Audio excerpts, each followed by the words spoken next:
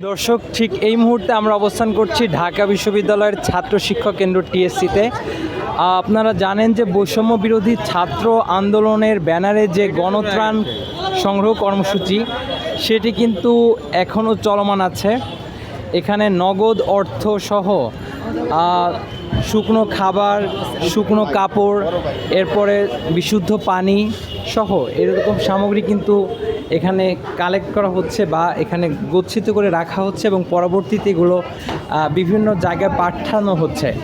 তো আমরা এখানে যারা কাজ করছেন তাদের সাথে কথা বলেছিলাম, তারা যেটি জানালেন যে আসলে এখানে কেউ এলেই এগুলোকে ত্রাণ বিতরণের জন্য তাদের কাছে তুলে দেওয়া হচ্ছে না, বরং স্থানীয় প্রশাসন এবং দুর্যোগ যে মন্ত্রণালয় তাদের মাধ্যমে আসলে এই জিনিসগুলোকে পৌঁছানো হচ্ছে জেলা প্রশাসনের সহায়তায়। এখানে পর্যাপ্ত পরিমাণ পানি, শুকনো খাবার, কাপড় এগুলো মজুদ আছে এবং এগুলা ধীরে ধীরে পর্যায়ক্রমে পৌঁছে যাবে বন্যার্ত এলাকায়।